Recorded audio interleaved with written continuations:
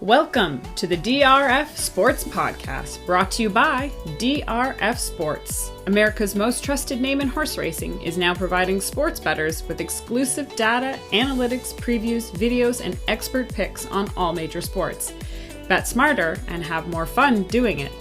It's the DRF Sports Podcast, and now your host, Sheldon Alexander. Ready, set, bet. This is the DRF Sports Podcast. Make sure you like and follow wherever you get your podcasts. I'm your host, Sheldon Alexander. And a reminder, we do this twice a week. On Tuesdays, we recap the week that was. And then on Friday, it's the Picks Pod, where we try and arm you with all the information you need to help you get some winners each and every single week.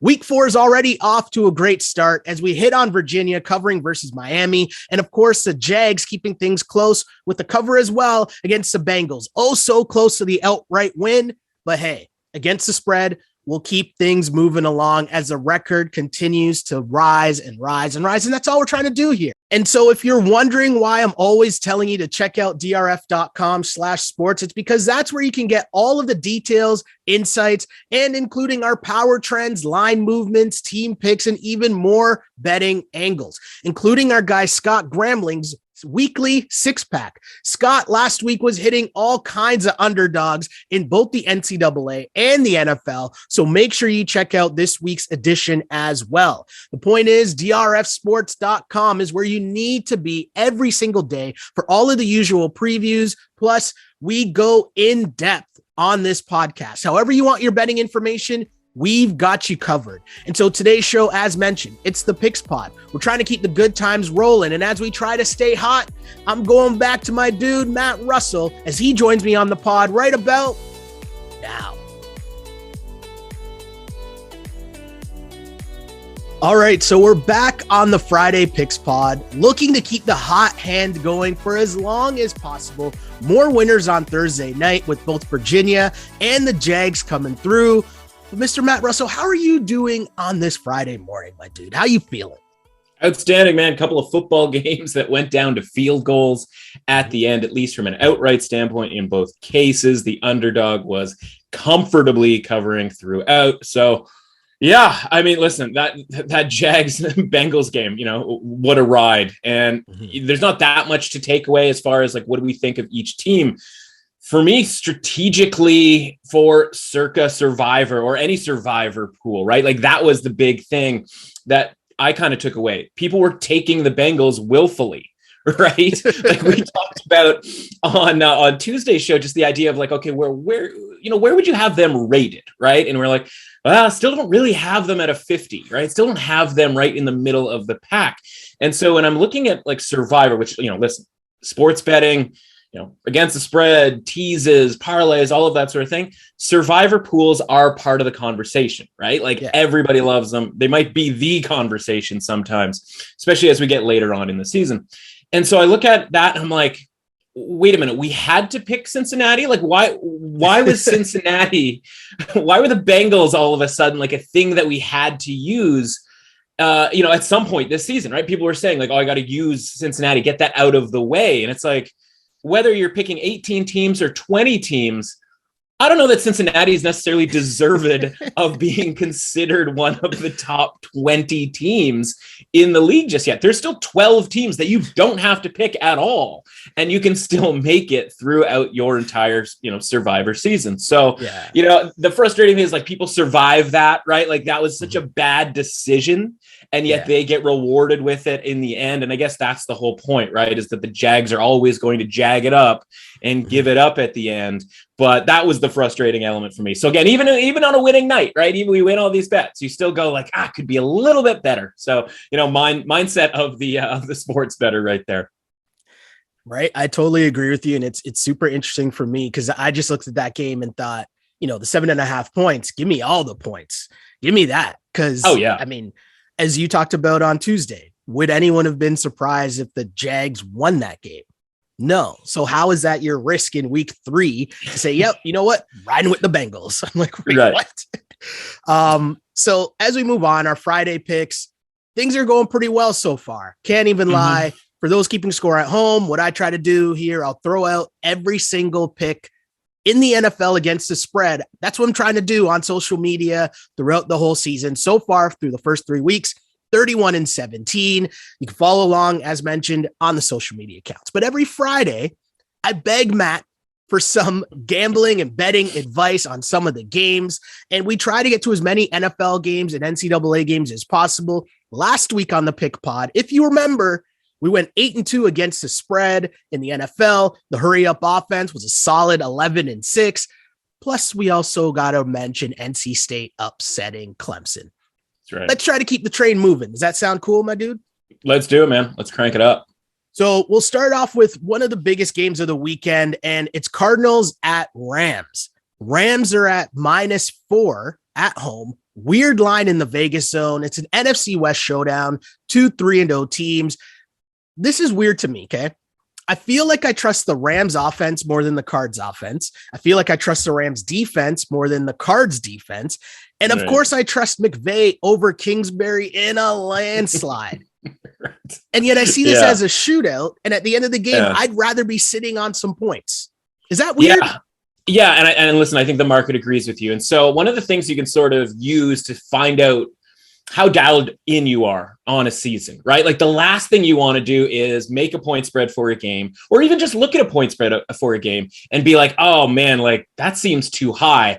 And then watch the line get a little bit higher, right? Like if you think that the line should be lower and it goes higher, then that means you probably don't have a real good handle on the market and ratings and all of that sort of thing.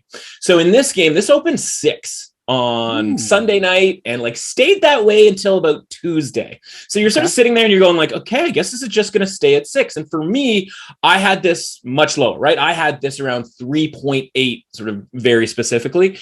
And so, as much as I waited to see if it would go a little bit higher, because again, listen, the Rams just beat the Buccaneers, people are very excited. So I'm like, okay, maybe this goes to 6.5, maybe something like that happens. And no, of course, Tuesday rolls around and a group comes in and they just hammer away on the Cardinals. And here we are, right? We're back to where the line, in my opinion, should be. So the good news is we're on top of things with regards to the market, right? We see a line that should be 4.5, and it's 6, and give it a few hours and it's right from 6 down to 4.5. So great news. We're on top of it from that standpoint. Bad news is I personally wasn't moving quick enough. Hopefully a lot of people out there were moving quick enough to get that full 6. Do we get back there by the time the game rolls around? I doubt it. That being said, I think you're right? Like, I don't know that it necessarily matters in the specifics of, okay, well, I need to, this offense versus this defense, this offense versus this defense.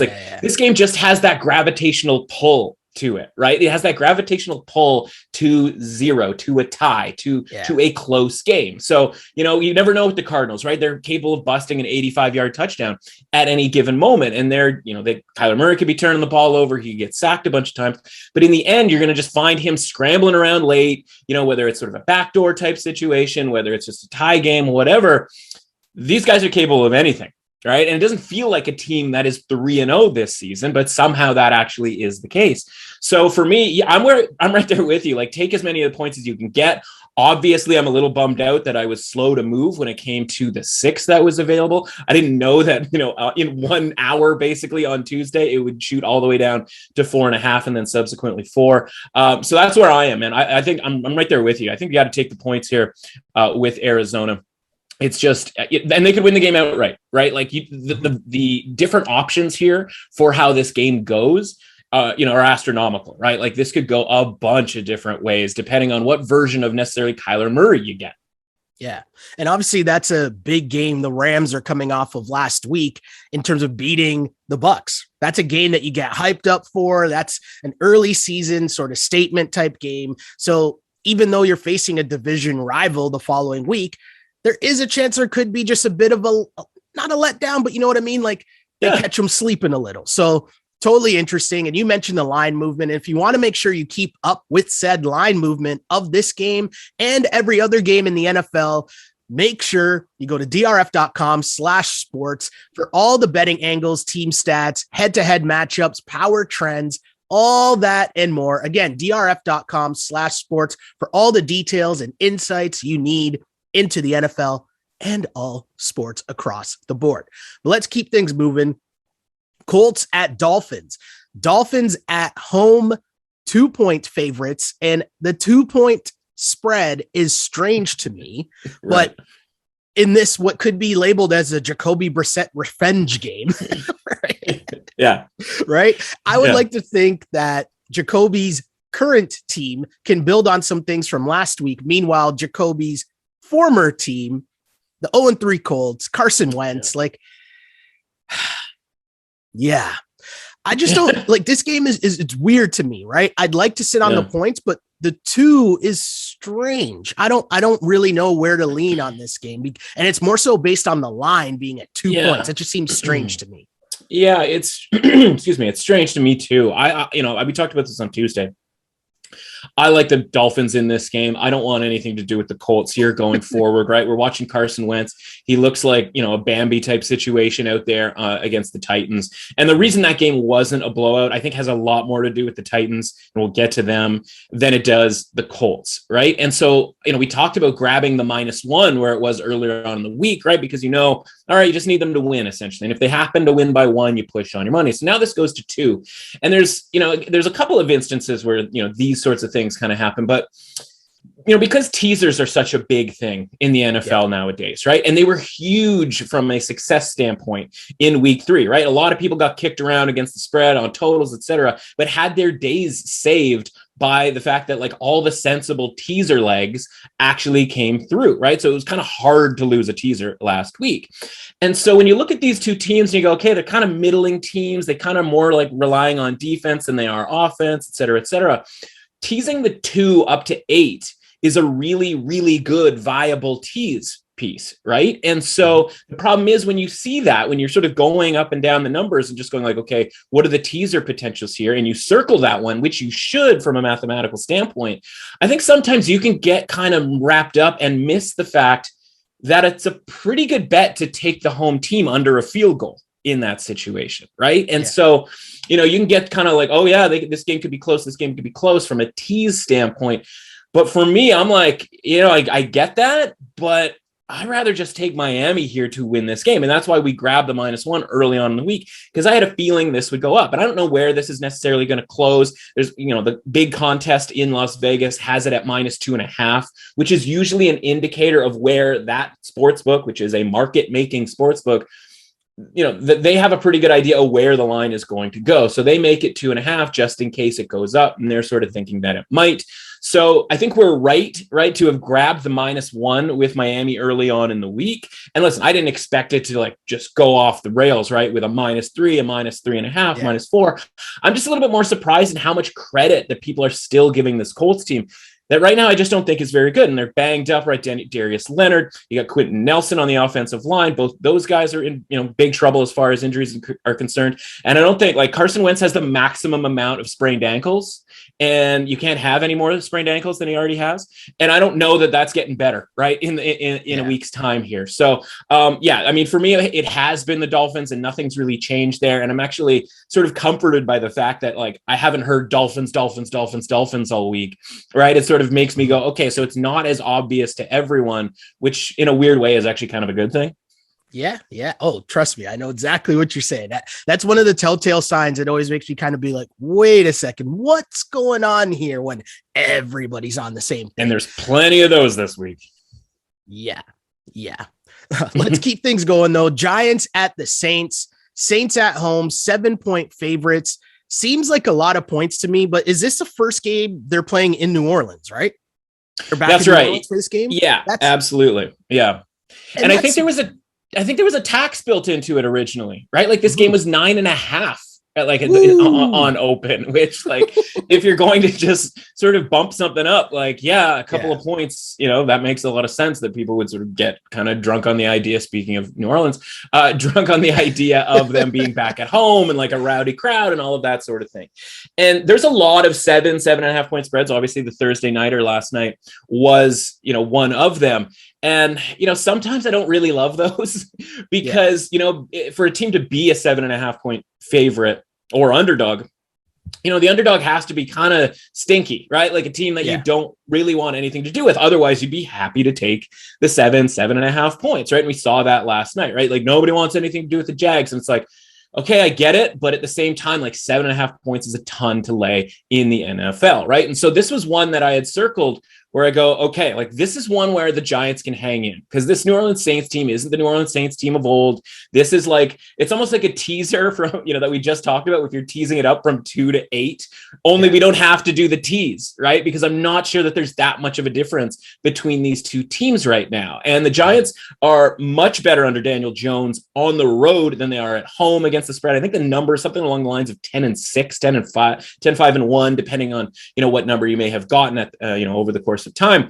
So, they are a 66%, key rate here on covering the spread, which is not something you say very often about the New York Giants, right? But this is the type of game that they cover, right? Something that's over a touchdown. So now this thing has gone all the way down to 7. It's obviously, doesn't have the same value that it had at 7.5, 8. This time I was able to actually hop on one, at the right time here. I have 8.5 points. But even at 7.5, like I'm still potentially going to use these in contests, because I don't think anybody wants much to do with the Giants, right? And that's the theme of the week. And as we go along here, if more teams are 0-4, 0-5, et cetera, there's going to be a lot of games where we're like, well, you don't want anything to do with one team. But I think the Giants, in a way, are actually functional. And I think we've seen that over the last couple of weeks. So I'm taking the Giants here on the points, and I think they actually have a chance to win this game outright.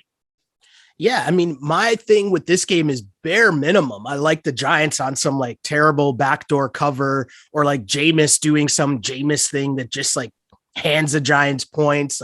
And he tried to last week. Right? Who's to say he doesn't do that again? Totally. 7 points is a lot. 7 points is a lot. So I'm with you there on the Giants. What about the Browns as 2-point favorites in Minnesota? These 2-point spreads, again, super strange. But to me, and we talked about this last week, the Vikings, this is going to sound like a backhanded compliment, but the Vikings to me are like a solid, functioning football team that could easily be 3-0, right? Sure. And, they're at home getting points. You talked about last week how much home field matters to a team like that, with that crowd and just that atmosphere and how hype it is. Mm-hmm. So I'm leaning and I'm taking the points. I want the points in the Vikings. And I'd also like to take a second to shout out my dude, Alexander Madison, who won me fantasy last week. But we can get what's your take on the Browns and Vikings? Yeah, Dalvin Cook's like illegitimate brother, right? Like they look exactly the same on the field, and they run the same. You got the dreads flowing as he's running down the side. Hard running, and obviously, the same, almost the same number. I'm right there with you, man. Like I don't listen. I think Cleveland's really good. I just don't know that anything that we saw over the last couple of weeks from Cleveland is necessarily making us go, okay, well, we have to grab them on the road in what again should be a hostile crowd, et cetera, right? And we saw last week when the Vikings get at home, again, especially for the first time in like almost 2 years, the crowd gets going or whatever. And like even Russell Wilson, who is just a terror to bet against, right? We were like, you know what, we have to do it here because we're getting a point and a half here. We're getting some value on the money line here with the Vikings. And I don't necessarily think that much has changed. Now it's a different offense, right? So Cleveland's, more run-based attack here, and maybe they can do more work as far as gashing the Vikings and open things up down the field. Whereas Seattle just like, okay, Russ, cook, right? Cook away. Speaking of cooks, right? Dalvin Cook, Russ is cooking, everybody's cooking. Mayfield cook? I don't know, right? But the fact of the matter is, like, this is a very similar sort of setup here, right? Where people who, again, I think are very sharp, and you see a little bit of money come in on the Browns. It's like, I like the Browns as much as the next guy here, right? But I rather the Browns in that, like, especially at home, but like in kind of scummy weather, right? Where it's like nobody really can throw the ball all that well. And it's like, hey, we're going to just rely on our short passing game and obviously the run game as well. Like that's where I prefer to take the Browns, even if I'm, laying points.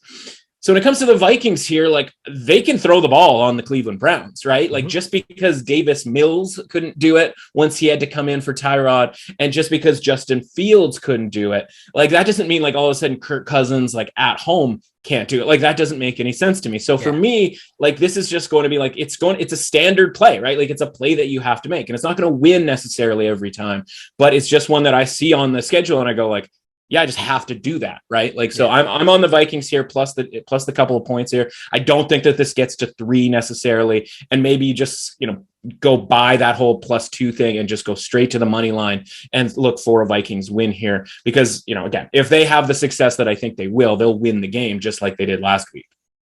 Love it. Seahawks at Niners. Niners at home, 3-point favorites. Now, I'm not overreacting to the Niners losing last week to Aaron Rodgers, because obviously they almost won the game. 3 points to me, though, for some reason, seems like it's a lot. And my question is, what's up with the Seahawks? Because I want to lean on the Seahawks with the points here, because I think the 3 is just too much, especially once we got to the number of 3. But I just don't get what's going on with the Seahawks so far this season.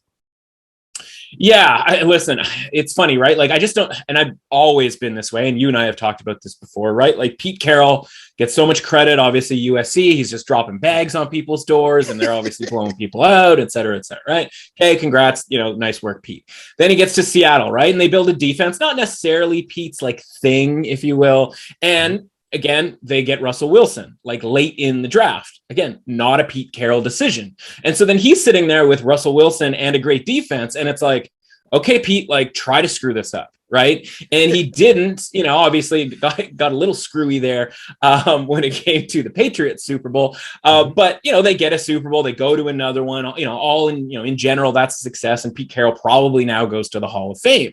But when you sit and you watch Seattle Seahawks games over the years, you go like, the decision-making here is not fundamentally sound, right? Or it's, in a way, it's almost too fundamental in that it's like, let's punt, let's kick field goals, et cetera, et cetera. And now they're trying to do this morph thing where they're finally like, okay, we just got to let Russ cook here. And finally, like we thought it was going to be last year, it was for a little bit. And it was like, and I think you and I probably talked about this, where there was like one game where like something went awry, where they didn't get 2 4th down conversions. And it was like, oh, Pete's going to go right back to like running the football. And that's exactly what happened. And so again, hopefully over the course of the summer, that's changed. And then now it's okay. Now we really, really have to let Russ cook here. Problem is the defense is gone, right? Like the defense is gone, and it's not coming back because they're not getting, relatively fortunate, if you will, with the players that they were able to acquire. And so now it's let Russ cook in desperation mode, or, not because they want to, but because they have to. And no team is ever out of a game against Seattle anymore, right? Because they don't have that defense that's going to shut things down when things get hairy late. As far as this game is concerned, I don't know, maybe you should probably talk me off of this here, but I like San Francisco here. I just, again, like the problem is you do look on the outside and you go DK Metcalf and Tyler Lockett against the secondary that was like getting burned pretty legit by Aaron Rodgers last week. And you go, okay, can they, that's obviously going to be like a head shaker for the entire game. Yeah. But we're going to get better, Jimmy G. You know what I mean? Like we have to. And I shouldn't say we have to as if he was terrible necessarily, but like at least for the first half, like San Francisco was going to score in the first half of this game. And I think everybody watching that, you and I, we try to play off of, the market reaction and the public reaction. And everybody's freaking out about San Francisco and like blah, blah, blah. And like you said, like they almost won the game. They probably should have won the game, right? Yeah. And so if the market is freaking out about San Francisco, and maybe they haven't quite tuned in to the idea that Seattle isn't necessarily what they're cracked up to be, like that might be why this line keeps tilting back and forth from 2.5 to 3, right? You have to pay a little extra juice to get the +3. You have to pay a little extra juice right now to get the -2.5 if you like San Francisco. And for me, I like San Francisco in this game. So I'll wait. I think, we probably land 2.5 at an even price, right? A -110 on either side. So for me, at that point, that would be a buy point for me on San Francisco. In contests, right now the line is 3, and that's probably taking me off of them for contest purposes. But it's much more interesting bet for me than it is a contest play. It seems like it's one of those things where the functionality of the Niners in terms of Shanahan, right, should be able to cover 3 points on your man's Pete Carroll.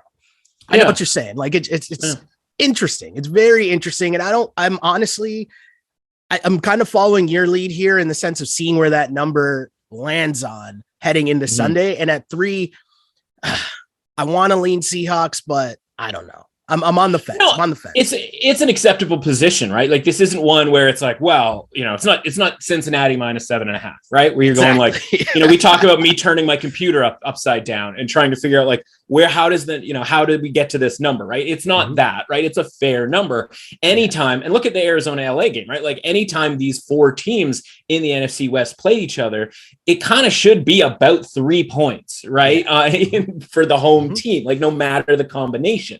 And if it isn't, like maybe there's some value on the home team, right? Like we'll see on Thursday night when the Rams play the Seahawks, right? Like, is that going to be 2.5 points? Is it going to be a little bit lower? And where do we land there? I mean, we'll talk about that potentially next week, obviously. So, yeah, like if you can get 3 points, like I completely understand that. Like that's a very viable side. For me, I just think a little bit more out of this San Francisco team than I have since the start of the year. Yeah, and I think how I started that off with the whole Niners losing and how much that affected it. Because if they won, would the perception of the team be, the talk surrounding the team, and then what's the line? Is the line 4? Right. So it's very interesting in that sense. Totally interesting. Yeah. Another game I find super interesting as well, despite the fact it might not be teams that you think are super interesting, but the Lions at the Bears. Bears at home, 3-point favorites. Am I crazy to like the Lions and the points here? Because again, I think it's a close game with two teams that, let's say, have their struggles, and I'd rather be sitting on the points. Or am I overreacting to the pathetic offensive performance by the Bears last week? Well, I mean, in the marketplace, the overreaction or the reaction, if you will, has happened, right? Because this is a 6-point spread, 5.5 points, if last week doesn't happen, right? And so we see this go down to 3. And so certainly the case can be made. Okay, it was 5.5. And, we make this case for a fair amount of games. If this game's 5.5 last week, why is it 3 now? Like, oh, we should grab the Bears. And it's like, okay, but the thing that we saw when it comes to Fields and the offense and like the things that we're hearing with regards to like maybe that's Nick Foles' music and all of that sort of stuff, right? Like that's different than just watching a team being like, well, they played bad, right? Like this is a functional, like tangible thing here that, gives reason to the fact that this needs to be a 3-point spread. And, Detroit, Chicago, you can go and look at the history of these matchups in recent times. Now I realize different quarterbacks, David Blau might have been involved in one point, right? Like all of these games just happen to be close, right? It kind of doesn't really matter who how quote unquote good or bad the teams necessarily are. Now, I don't know, locker room stuff and like, does Nagy lose the team because of how bad his offensive game plan was relative to his quarterback, right? And you don't see this that often, but you see former NFL players like just spouting off about like, he'd never put him, in anywhere near a good place as far as like the game plan was concerned, didn't give him a chance to succeed, yada, yada, yada, right? And it's like, people bleep on teams all the time because they don't play very well, but they don't bleep on the coach very often for just not giving a team a chance to win. So does that seep into the locker room where meanwhile you have Detroit, which, get kicked in the teeth a couple of times here with late game type stuff, right? It starts raining in Green Bay and Jared Goff can't hang on to the ball. And of course the big kick last week, and you go, that's still a team that's buying in, right? And as much as we don't necessarily love Jared Goff, it hasn't been an interception fest. And Anthony Lynn, our boy, is the offensive coordinator over there. And like, he's actually been kind of functional. And you sort of wonder, like, maybe he was just miscast as a head coach. And maybe he should just worry about calling plays and not trying to figure out how many timeouts that he has. Is it 3? Is it 8? Is it 0? I don't know that he ever figured that out, right? But he doesn't have to figure that out. Now, Dan Campbell has to figure that out, and I'm not sure he necessarily knows either, but at least it's not up to Anthony Lynn here. So, yeah, like I'm fine with taking the points. Like I think the money line is a pretty reasonable option at, plus 130, plus 135, something along those lines, right? Because I just don't know what to expect from these two teams. And we love uncertainty when it comes to that it comes to that sort of thing, right? In the marketplace, let's buy, let's get a good price on something that, listen, if the Lions won by 2 touchdowns, like, would you really be that surprised, right? Swift runs one in, right? And Jared Goff's throwing the ball around. Maybe there's a turnover because Justin Fields or Nick Foles throws them one, right? And for all of everything that went badly for the Bears last week, there was no pick sixes. There were no fumble returns for a touchdown. And I say that to say, like, that's still, a place where this could go, right? Like it could get worse for Chicago as far as having turnovers. I mean, my guy got sacked 9 times, right? He could fumble here at any given moment if they're going to, allow 9 sacks as a whole. So yeah, man, I think you're right. Like just take the points here, take the money line, and let's take our shot here with the Lions, who have been incredibly frisky. People love the term frisky, as do I. Yeah. They got a shot to win this game. I don't see why not. Now give me the Lions.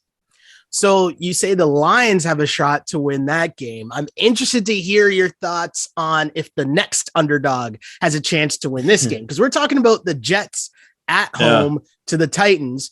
The Titans are favored by 6.5 points, and the Jets, I feel like the Jets will definitely ruin everyone's survivor pool this week, because I think people have fully invested into this fade the Jets movement in the start of this season, right? Yeah. But I don't think it'll happen this week. Like I see this Sunday starting off, and first play at red zone, it's like Derrick Henry busts like a 60-yard touchdown on the Jets, and everyone's red zone happy, blah, blah, blah. But I will say this line at 6.5 points is fishy to me, because why is it at 6.5? Right? Like 6.5 seems like they're just begging everyone to be like Titans by a touchdown. And that just seems odd to me. Well, it's fundamentally at 6.5 because it was at 8 and it's been bet down to 6.5. Now you hear all the time, right? Like sharp money on the Jets, right? And like Taylor's oldest time, right? Going back to Cleveland's winless season and Jacksonville being terrible basically all of the time, Detroit, et cetera, right? Like history is littered with dead sportsbook tickets on the side of the road on guys going like, well, there's value on, team X, and like team X stinks, right? Yeah. And that's the case for the Jets. I'm not here to tell you the Jets are any good here, but if you were just simply following the market, which again, only gets moved, and we talk about key numbers all the time, right? The idea that this has moved all the way through 7 is shocking to me, but it's not surprising to me, if you know what I mean. So first and foremost here, I made the case over on the Score about this being my upset of the week, right? And like, again, I'm going to get a bowl of jelly beans, right? We're going to put jelly beans every time we have big wins, and we're just going to hold the bowl of jelly beans up to just remind people that we're not complete and total idiots. Now, maybe Tennessee wins this game by 3 touchdowns. And at that point, right, no matter how many jelly beans we have in our victory bowl, people are still going to be like, this guy's a complete idiot, right? But at least the market is indicating that we might be on to something with this being our red light special, right? TLC, red light special. This is the one. The Jets are going to win this game. I'm not even really sure how they're going to win this game. Okay, I do know how they're going to win this game, right? Like wide receivers obviously out for Tennessee. And normally that's not that big of a deal, right? You go, okay, wide receivers are out. Like, does that really change all that much? In this case, when those wide receivers are Julio Jones and AJ Brown, that's a big deal, right? And when your quarterback is Ryan Tannehill, and right now he's like 23rd right now in passer rating this season, and that's with those 2 guys on the team. So he sort of starts to look a lot more like Zach Wilson without those 2 options, right? Meanwhile, Zach Wilson has played basically maybe by the end of the year here, the top 3 defenses in the NFL. Now, maybe Carolina's not going to be that because JC Horn is injured, but like that's a really talented defense. And then you get New England. Of course, we all talk about and talk going in, but Bill Belichick against a rookie quarterback, right? So we're going to really, it doesn't make any sense to beat up on Zach Wilson because he got Belichicked like every other rookie quarterback in the history of time. And then he goes to Denver, right? Like to Denver, like could there be a worse spot for a rookie quarterback? So now he's going to come back and like, he's going up against the Tennessee secondary. Now, people are all over me because they have, Fulton is this like through 3 games, he's absolutely outstanding. And I completely get that. But like the secondary is the secondary, right? Like watch the Seattle game, watch any of these games. And again, that game against the Colts, I'm not going to get too excited about them just only giving up about 270 yards on offense and dragging their numbers down to mediocrity. Without that, the 2 games, Arizona and Seattle, we're talking like 400+ yards in each one of those games. So again, I'm not saying that Zach Wilson and the Jets are going to have 400 yards in this game. I'm just going to say it's going to look a lot more to him like the old days, right? At BYU, right? Like it's going to look a little bit looser. Is this Utah State or is this the Tennessee Titans? Like, obviously, I'm being a little bit facetious there, but things are going to get a lot easier. Things are going to slow down this week, and he's going to have viable options. Now, maybe Fulton like locks up Corey Davis, but like Corey Davis gets paid too, right? And I'm not saying that he's necessarily the greatest thing since sliced bread, but like when he gets like no catches against the Patriots, like that's obviously a problem for a guy like Wilson. So if he can have just an average offensive day here, and Tennessee's offense, which again has struggled already to start the season, is handcuffed by the fact that Derrick Henry is the only guy that they have to play. That's sort of scary. And the Jets can focus on them. And the Jets have always been able to stop the run. So it's like, it's kind of working into New York's hands here. And I think that's why you see this market move in an incredible turn of events here, crossing 7 and getting underneath 7. Now, would I necessarily bet the Jets at plus 6.5? No, because I already grabbed it 7.5, and I'll use it in contests at 7.5. And yes, I said they would win the game. But again, everything within context here. From a money line standpoint of plus 280, like that was a ton of great value. Now, of course, that's dropped away down to, the low plus 200s because, again, the line has moved and the money has come in on the Jets. So it's just important to know whether you believe any of the other sort of football stuff here from a market standpoint. The people who move the market are doing so on the Jets. So, beware going forward on what your plans are with regards to the Titans this weekend. I love that. And I kind of want to emphasize the point in the difference in what the both of us do on this, right? So everything that Matt's just talking about now was about the value standpoint of the Jets on the money line. I'm just a clown that's like, oh, I need to make a pick. Which team am I going to pick? Sure. And it's like a binary thing, right? It's this or that. So I say that to follow up with, I still find it difficult for me to take the Jets. And so it's like, okay, I can sit on the Titans, but my biggest takeaway here though was the beware, because obviously I would assume that a lot of people are thinking Titans in Survivor. So if the Titans, the beware to me there, the takeaway is, all right, avoid the Titans this week in terms of Survivor. So who are we looking at in terms of Survivor this week? Because I see a line that has the Texans at the Buffalo Bills, and that line happened to be 17 points. Again, like, why do we have to overcomplicate this, right? And like people come to me like, they're like, well, strategy. And it's again, like, Cincinnati. It's like, okay, but you needed to pick Cincinnati. Like that's a top right now. That's a top 18 to 20 team for you. Like there's not going to be, I shouldn't say there's not going to be a better time to Cincinnati. There's not going to be a better team to take later on. Like, why do we have to complicate it, right? Just take the Buffalo Bills. Because, okay, from a strategy standpoint, a couple of different things, right? The big contest in Las Vegas that we referred to, you have to use a Thanksgiving game. You have to use a Christmas game. Buffalo plays on Thanksgiving. People want to save all of their Thanksgiving games. I get it. Thanksgiving is what jammed us up last year. Otherwise, we'd be 50 grand richer. Here's the thing, like, you want to take them on the road against the Saints on the Thursday night of Thanksgiving? Like, doesn't that have like Jameis Winston, like licking his fingers with actual turkey on them instead of like nothing on them? Like, why, like, that's something that you're going to save. And other than that, right, there's a couple of games at the end of the year, like week 16 or 17 or 17 and 18, where they're, facing the Falcons and facing the Jets. And so you go, okay, like, you're going to save one of the best teams for that late in the season, like more power to you. But unfortunately, what happens at the end of the year is you get injuries piling up, right? A quarterback goes out that we didn't think we would be, a team that we would want to fade, right? Like what if Ben Roethlisberger doesn't make it through the season, right? Like the Steelers then sort of become an interesting team to fade late on the season, right? It happens all the time. Same thing with teams that just don't care, aren't even going to try to play. You can hit those teams in those last couple of weeks and you don't have to save your best bullets for later on. And maybe the Buffalo Bills already have everything locked up and they're not even trying to win. Now they had that situation last year and they blew out the Dolphins anyway. So, like they're actually at least a team that you could rely on later on. But the point is you're getting a 17-point home favorite against Davis Mills and the Texans. So just take it. man. Just take it and move on, because there are going to be other opportunities. Like, we're thinking too hard about this. There's going to be other opportunities for people to lose. People are trying to lose all the time. They tried to lose last night with Cincinnati. So like, just let them lose. Like, they will lose, of their own volition. And once you get to some of these weeks where there's a couple of weeks where the Jets and Jags are playing each other, and the Texans, and I think I'm blanking on the fourth really atrocious team, but like those teams play each other. Yeah, Lions, I think it is.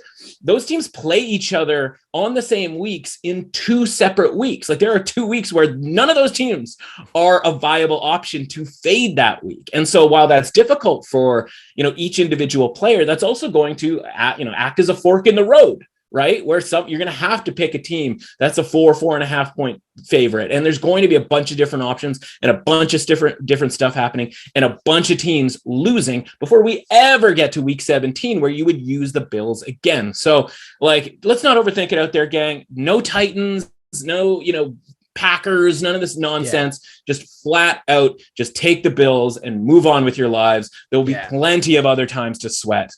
Yeah. And in terms of the spread, I obviously do not like laying 17 points. No. But like, the Bills are a front running kind of team. Davis Mills is, I don't know. They might not score. Yeah. Exactly. Right. And the Bills, meanwhile, like, they're front running team. Once they get up, things are going good. Josh Allen's feeling himself. Cool. You could see this being a blowout easily. So I don't like it. But again, the binary, I'm the idiot trying to make a pick for every single game. I don't like it, but I'm going to lay to 17 points. Steelers, you're like, ugh. Steelers. No, it's actually totally, this is one where I'm like, no, totally cool. Like, not even going to get in the way of that. Not even going to get in the way of that. Fair enough. Steelers at Packers. Packers 6.5 point favorite. The battle of the old man QBs. I'm honestly disgusted by Big Ben and what that Steelers offense is looking like right now. Right. But at the same time, the Packers have their own struggles. I don't really believe in either team. So it's like the lesser of two evils. And I think the Steelers stench is just like, it's so bad right now that optically makes me take a step back and say, wait a second here. Yeah. Here's another 6.5 point spread. Why are you giving me 6.5 points? Do you know what I'm saying? Yeah, man. This is our night out in Vegas game, right? Again, you wake up the next day, there's a couple hours missing from your life. Again, do we know where your pants are? Not necessarily. And you're just sort of going like, I don't really remember what happened. I don't know how anything could make sense. But wait a second, the Steelers covered that game, right? And that's why this is sitting at 6.5, because people are piling in on -6.5 because the Packers, we know we do that song and dance every week, right? And it's funny, like, you're like, well, I don't really love the Packers. And it's like, that's me rubbing off on you and just being like, beware of this Packers team. Like, the more you think that they've got it under control, like, the less they probably do. That's not what most people are thinking, right? Most people are like, Packers, like, Steelers stink, blah, blah, blah, blah, blah. But like, we know Mike Tomlin. This is the Mike Tomlin situation, right? Everybody talks about it. This isn't news by any means, right? He's the master motivator anytime he's an underdog, right? Like, they just lost to the Bengals, the team, he's going to have the team's full attention, like all of this sort of, standard Mike Tomlin cliches here. So, you look at this line, you go 6.5, too good to be true, blah, blah, blah, blah. I don't know that I'm necessarily ready to pull the trigger on the Steelers, but I would never, ever bet the Packers here. That's just not how I work, right? Like, again, they could win by 2 touchdowns and people go like, well, why wouldn't you want anything to do with the Packers here? It's just like, everything I know about the NFL is, goes against the concept of the Packers covering this game. Right. Like, that's just not how it works. And, a lot of times we just keep, bumping our heads into the wall here over and over and over again on games just like this. And then we're shrugging our shoulders when it's a 3-point Packers win. And we go like, what happened? Right. And maybe even the Steelers win this game outright because, maybe they have a better plan for Rodgers than maybe some of these other teams have had. Right. Like, maybe the secondary does a lot better than the 49ers, for example, last week, as far as not taking pass interference penalties. Right. So again, this is another, be wary, right? You don't have to. Now, in your case, if you have to make a pick, right, because you made yourself do that. But again, in general, you don't have to bet this game. You can watch it and probably have a really good time watching this game, right? So, I grabbed the teaser early on in the week because it was -6.5, right? So I teased it down to Packers just having to win. And even that I'm kind of worried about right now. So, I mean, this is a very sketchy game for me. Yeah, there's a lot of information floating around on this game. And for more, of course, know that you can head to drf.com/sports, where our guy Scott Gramling has a full preview of this Packers and Steelers game. And he dives deep into how differently both of these teams have looked since their performances in week one. It's just been such an interesting season for both of these teams. So check that out and more, all your betting previews, insights, power trends. Check it out, drf.com/sports. Remember, our guy Scott Gramling got you covered in terms of betting previews and also the six pack. Check that out as well. But if we move to the Sunday nighter, which I think a lot of people might be talking about, a lot of people might be fired up. And you mentioned earlier how much you might be wearing off on me, right? We've been doing this for a little while now, and there's a bit of a flow, right? Yeah. And I feel like normally I'm coming at this game and I'm like, oh, Brady revenge game. Brady's been waiting for this game. He just wants to smash Bill Belichick and show the crass and blah, blah, blah, blah. And all that narrative mumbo jumbo jazz that, you know, we're going to hear for the whole week. Got Adele in the promos and stuff. All these things, right? 7 points seems like a lot to me. And I just don't like that many points. I don't want to lay that many points on the road with a lot of teams. Do you know what I'm saying? Yeah. But now we talk about Belichick's game plans, right? And what he does to rookie QBs and all that other fun stuff. If there's someone who can come up with a game plan for what Tom Brady's strengths and weaknesses are, wouldn't it maybe be Bill Belichick? I don't know. That's just a 7 point seems like it's a lot to me. It's funny. Like that's such an interesting attitude to have, because everyone is betting on the Buccaneers, right? Like you don't often get the, you can go and find betting splits, right? Whether it's from a specific sports book or for different journalists out there. But like more than one person on my relatively curated Twitter feed, right? I don't follow a ton of people because I don't love a ton of noise necessarily. But like more than a few are talking about this betting split, money, tickets, right? All on Tampa Bay. And when I say all, like we're talking 95 to 97% of the tickets, right? So you go, and when I see that, right? Like first of all, it's a Sunday night game, so automatic. Right? Like spidey senses up. Like you've learned that. And it's, funny. Like I used to have to like throw a fishnet over you and you get so excited about these types of things. And I'm like, man, you got to watch out for these games.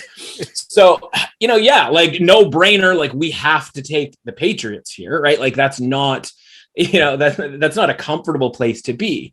But let me put it to you this way, right? When it comes to like the big bad Buccaneers, right? Who obviously lost last week. Okay, I guess everyone's giving them a pass for that because the Rams are a very good team, et cetera, et cetera. But for me, I'm looking at the Falcons game. And again, from a scoreboard standpoint, 20-point win. Like, what are you talking about, man? Blah, blah, blah. That's a 3-point game in the fourth quarter. Okay. Yeah. So if you're telling me that the Bucs at home can be in a 3-point game against the Falcons, who, people are talking about like Mac Jones, he's not throwing the ball down the field and da-da-da-da-da. Matt Ryan cannot throw the ball or refuses to throw the ball further than 5 yards down the field. Okay. Like that is just facts at this point.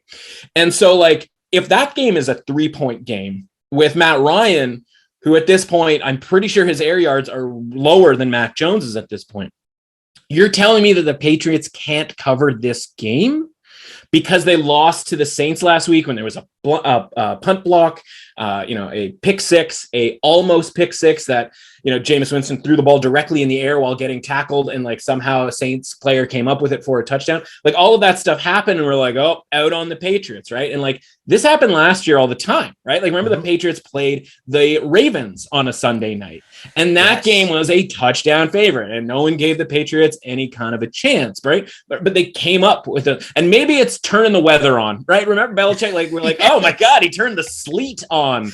Like this guy's got all the tricks. Right. Like maybe he does that again. I don't know. Right. Like, but the point is like, yeah, like if there's anybody who kind of knows what Tom wants to do and like what Tom's capabilities are, or to defend Gronk, like all of that stuff in theory. Right. And you can say, well, like Tom wants to do a bunch of stuff, right? Like, oh, he wants to stick it to the Patriots. Right. And like, this is like your favorite game ever because it's Bill versus Tom. And like, yeah.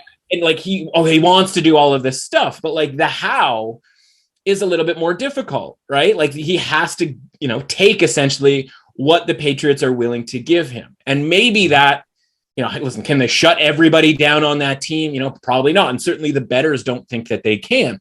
But I go nobody gave the Falcons much of a chance either. Now, Matt Ryan just started firing, deflected pick sixes all over the yard after that 3-point game. But again, that game got buried. People don't realize how close that game actually was. And so the idea that it's just fait accompli that the Bucs are going to win this game and do so by more than a touchdown, it just doesn't make sense to me. I understand why people would sort of be attracted to that as a wager. It just doesn't make sense to me as this listen, and no things do. It doesn't make sense to me as an absolute. So for me, I just think this is one where you hold your nose, you take the Patriots plus the 7 points, you wait as long as you can. Maybe this goes through the number of 7, right? The key number of 7. Again, I wouldn't have thought the Jets one was going to go through 7 the other way. So, I find it hard to believe that it would get through 7. I think the sports books are fine just keeping this at 7, taking a bunch of money at Tampa Bay -7, and letting the chips fall where they may. And I'm fine with doing that too, right? I'm fine with being on that side, taking the Patriots plus the 7 points. Yeah, I totally agree with you there. I love that. Raiders at Chargers, Monday Night Football, Chargers at home, 3-point favorites. I feel like there are a lot of home favorites this week, and I don't know if this is a thing where home field advantage is back, or at least a perception of home field advantage is back. We'll see. But yeah. Either way, the Raiders have three wins, right? 2 OT wins.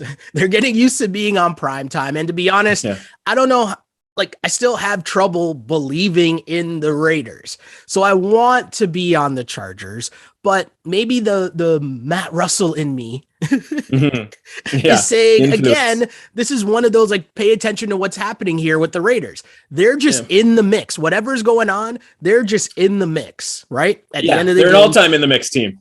Then add in a great partner in the Chargers, who probably could have won a little easier against the Chiefs last week, except they were doing Chargers things that we've seen them do year after year after year. So then it's we'll just take the points.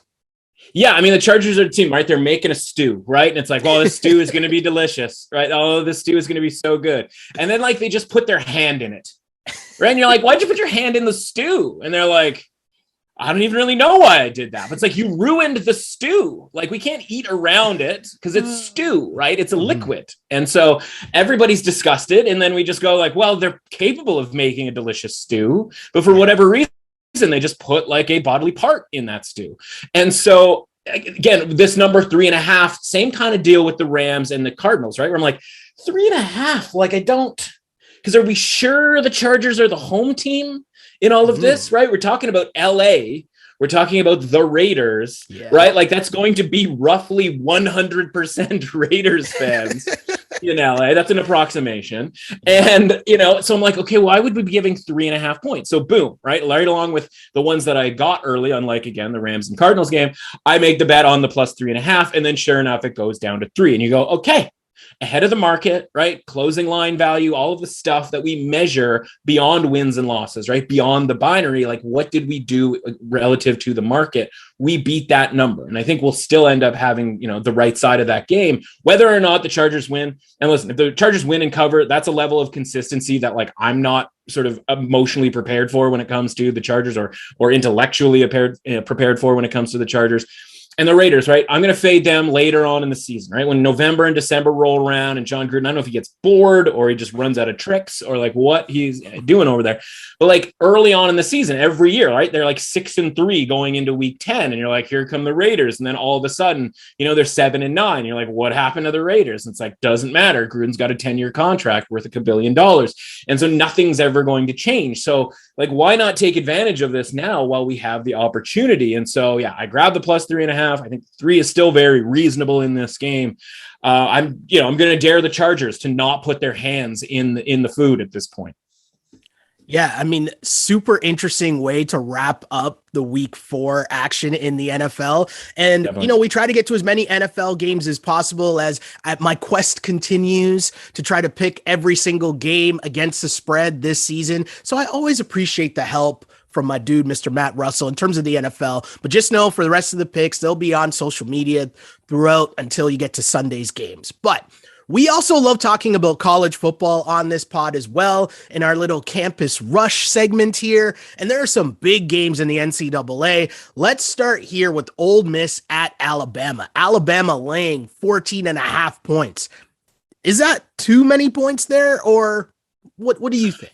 I don't think so. And God, like, this is such a good weekend. And I know some of these games are like 14.5 and it's a big game, or 18.5 and it's a big game, or a top 10 matchup or whatever. Like, sorry, that's just the nature of college football, right? That's just, it just is what it is. Is this too many points? It's funny. This is one of the more interesting ones because, again, that same market making book that we talked about earlier on this week opened this line at 20 on Sunday, and everybody was up in arms. They're like, nope, cannot be 20. How dare you? Like Ole Miss, Matt Corral, Heisman Trophy candidate, whatever.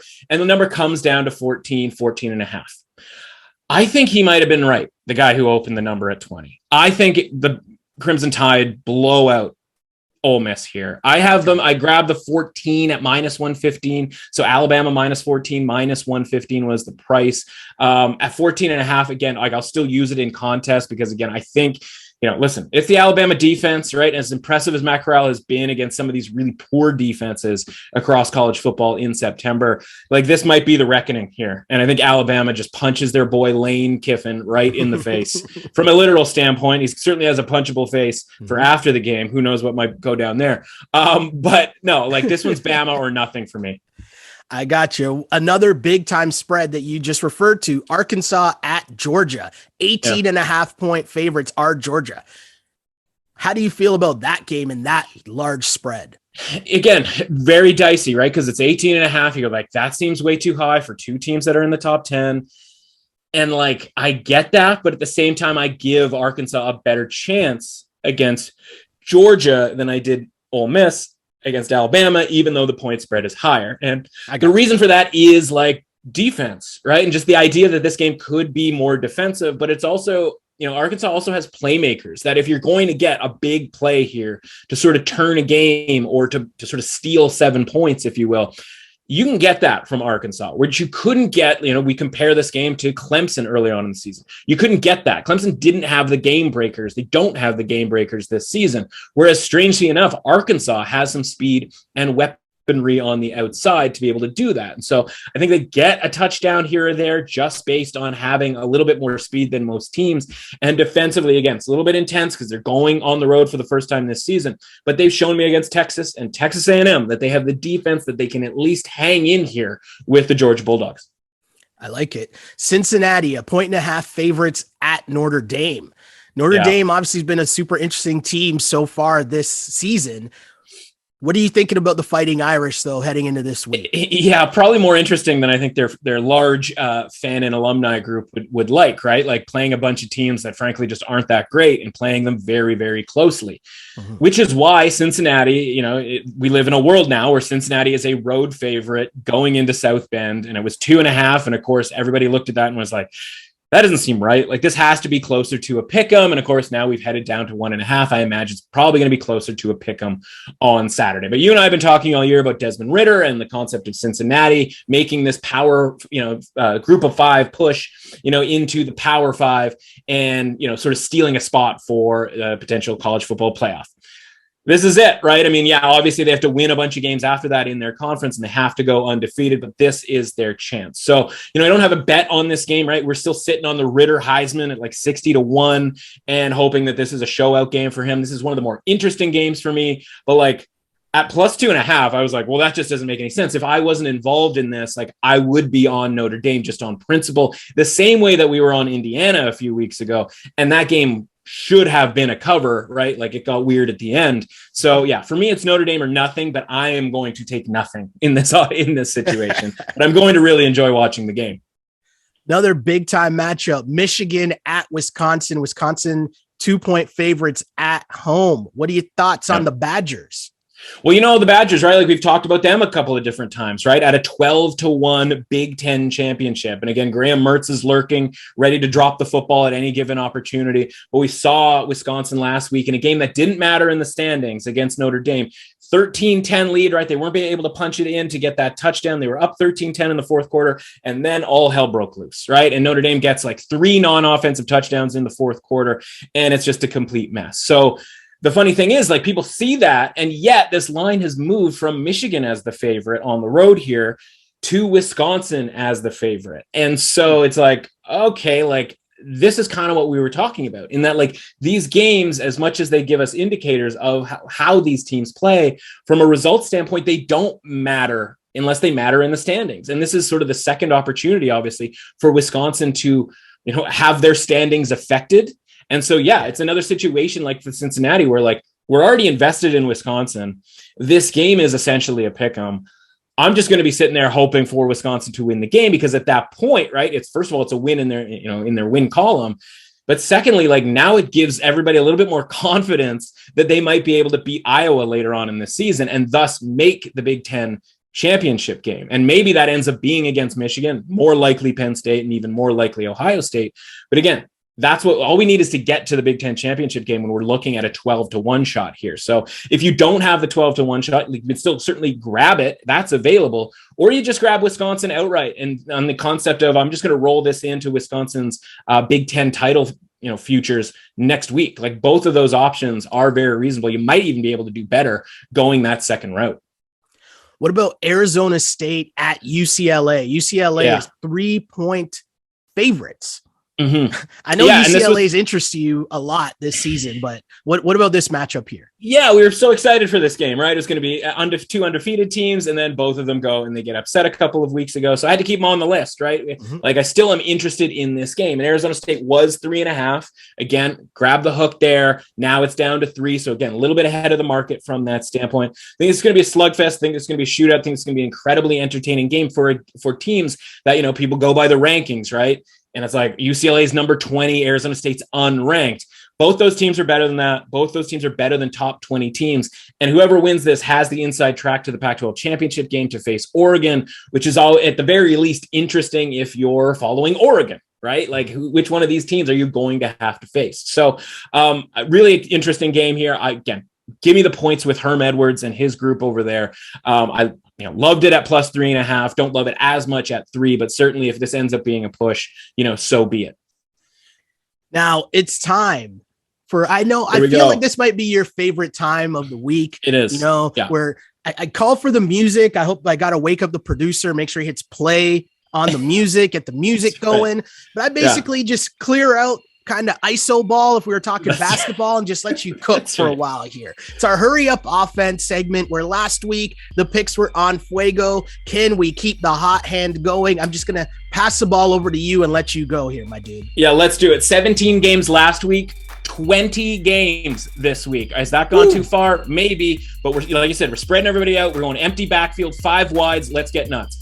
Friday games. Actually have a couple of them. Iowa -3 at Maryland, right? The concept of Maryland being this underdog at home. The snake pit's going to be rocking. I don't know that Iowa necessarily cares about that. We're getting a short number here on the road. It's usually kind of feels a little bit trappy. In this case, I think Iowa handles Maryland and Talia Tagovailoa. Iowa -3. Houston +4.5 at Tulsa. Also on Friday night. Again, Houston, Dana Holgorsen, a better program that they're getting credit for after a rough season last year. And Tulsa, they've been competitive in a couple of these big Power 5 type of games. It's Ohio State and Oklahoma State. That's why they're getting credit. But again, we don't know that much about Houston. Give me the 4.5 there. As for Saturday, let's get weird here. North Carolina and Duke. Duke +20. North Carolina, like, horrific last week against Georgia Tech, right? I made a reference this week. Sam Howell was dribbling the ball around like Ed Cota back in the day for North Carolina. 90s point guard, for those of you out there. Solid reference. Duke +20, they have a mobile dual threat quarterback. That is exactly what North Carolina had a massive issue with last week against Georgia Tech. Tennessee, Missouri. Missouri is 129th in run defense. There are 130 teams in Division I, college football. Not great, right? What does Tennessee do? Literally the only thing they do is run the ball well here. We're getting 2.5, 3 points, depending on where you're shopping. I'm all over Tennessee to win this game. They won this game by 3 touchdowns last year. And like, that was a year that got the coach fired, right? So like, that was like the one shining moment. Speaking of basketball reference, the one shining moment for Tennessee last year was a game against Missouri. Georgia State plus 10 against App State. That's a home game for Georgia State. We talked before the season, you and I, about this game being like, well, maybe if Georgia State could win this game, like at 25-1 for the conference, blah, blah, blah, blah. Here we go. Like, here we are. I kind of have to take the 10 points if we were kind of hoping for a Georgia State win in this game. Bowling Green knocks off biggest upset. You know, we talked about Clemson, the concept of that being the biggest upset of the year from like a, you know, big picture standpoint. Last week, Bowling Green actually had the biggest upset of the year as a 31-point underdog to Minnesota. I don't know necessarily that Bowling Green's all of a sudden good instead of god-awful, but plus 16.5 to Kent State, a team that's not exactly lighting it up on the scoreboard. I'm going to back Bowling Green. Maybe they got something going here. Nevada and Boise State, a big Mountain West battle here. Carson Strong is the better quarterback. You know how I feel in college football when we have the better quarterback and we're getting points here. So plus 6.5, plus 6, depending on where you're able to shop for Nevada over Boise State. Stanford plus 8 over Oregon. David Shaw out here saying absolutely crazy stuff about, you know, his decision making. He goes and he kicks a field goal down 8 to go down 5. Guess who's going to like that this week? People who have Stanford plus 8. Right? Feel free to do it, David. Feel free to do it this week and make it a nice, tidy 5-point game. Give me Stanford plus 8 against Oregon. Syracuse and Florida State. Syracuse, a 4.5-point underdog to an 0-4 Florida State team. That doesn't sound right, and I understand why you would take Florida State just on the premise that they are still somehow favored. Skip the points and all of this and just try Syracuse on the money line at plus 175, and we'll see how bad it really is for the Seminoles this week. Troy plus 7. Speaking of sketchy lines, they lose to Louisiana Monroe last week. Maybe the worst team in the entire country. Now they go to SEC South Carolina, and this line opens 7 and goes down to 6.5. Doesn't make a ton of sense there. Give me Troy to, you know, probably like a field goal game here against South Carolina. Speaking of teams that I'm not really sure what people are still excited about for, we faded them last week with UAB getting the road victory at Tulane. Now they go on the road to ECU. Give me the Pirates here at plus 4 against Tulane on the money line as well. I will be. California, minus 7.5. Chase Garbers and that defense. They lock down Washington State. They get just enough scoring, probably something in like the 23-10 type of a range here. Cal, minus 7.5 against Washington State. Florida, your boy Dan Mullen, desperate to cover spreads, man. Like, this guy knows the line. He is willing to do it all. This game could be a 7-point game late. They could be running out the clock, but Dan, your boy Dan, is going to be like, I don't want to say the first coach necessarily, but like the first coach to brazenly kick a field goal up 7 at the bell to cover a point spread here. Florida minus 8.5. I refuse to fade Florida because I know that guy knows the point spread. Louisiana Tech and NC State, right? NC State, that's our big, you know, sort of claim to fame from last week. Feels like it happened 100 years ago. Probably feels like that for NC State. A lot of pats on the back, way to beat Clemson, blah, blah, blah. ACC, you know, you got a chance here. That starts 2 weeks from now. In the meantime, Louisiana Tech comes to town. Like, you getting up for that game? 18.5 points we're getting with Louisiana Tech, who almost should have, however you want to frame it, beat Mississippi State at Mississippi State earlier on this season, who beat NC State this year, right? So like Louisiana Tech can play on that level, and we're getting a bit of a sleepy spot, a massive sleepy spot here with NC State. That might be my favorite bet of the week. Oklahoma State, minus 3.5 at Baylor. Oklahoma State has not scored a point in their last 2 second halves, and they have covered and won the game in each situation. Score any points in the second half here against Baylor, a team who beat up a bunch of Texas teams earlier on this season, and then all of a sudden beat Iowa State. I think there's a very real possibility, and we're going to connect this to the next game. Very real possibility. Iowa State's just not very good, right? Disappointing against Iowa. Like, you know, we had all these grandiose, you know, hopes here for the Cyclones, and just none of them have come through. So I'm fading Baylor, thinking that they're not necessarily that good and that they are getting more credit for beating Iowa State, than they should. Meanwhile, next up, Kansas. Oh my God, Kansas? Yep, Kansas plus 34 against Iowa State, right? If Iowa State isn't that good, Kansas is a little bit better. They're not going to lose by 5 touchdowns is the premise there. Next up, Mississippi State. Just talked about them, right? They're going up against Texas A&M. Watch Texas A&M last week against Arkansas. Bad news is they have a quarterback who just cannot throw the ball. Not good. Not good at passing. That's going to be problematic. We're getting 7 points with Mike Leach's group, who, Will Rogers coming into his own. It's taken him a year and a half to sort of figure out Mike Leach's air raid system. He's got that going a little bit. They deserve better than that loss to LSU last week, where the defense let them down with a couple of explosive plays against, grabbing the 7 with Mississippi State. Nebraska should have won that game against Michigan State last week. We were on Nebraska as far as the underdog, with the points. Now they go home and they face Northwestern, and you're sitting there, you're going like, do I want to lay 11.5 points with Nebraska against this Northwestern team? I believe that you do. I think Nebraska absolutely smokes Northwestern here, minus 11.5, fine by me.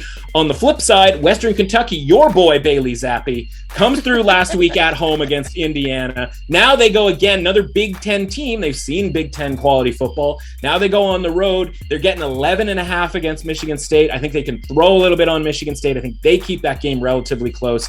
It would be hilarious if they ended up winning that game outright after we thought they could win the game outright against Indiana and lost by a couple of points. And then finally, LSU and Auburn should be a lot more exciting game, right? A lot more like hyped game over, these two teams. But a couple of losses, has this sort of a second-rate type of a game.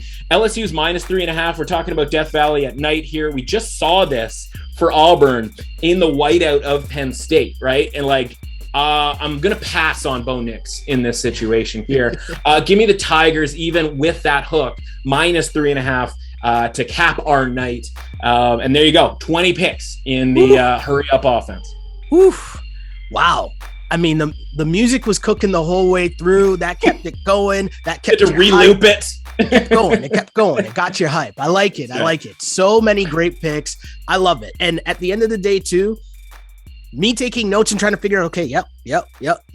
And then looking at the bet sheet when I'm all set on Saturday morning, just like, ooh, okay. Right. So good. This is the best time of year. Thank you again. So many great picks got me set for what is going to be another wild weekend in both the NCAA and the NFL. But Matt, if the people want more of your info, more of your insight, all of that fun stuff, where can they find you on social media?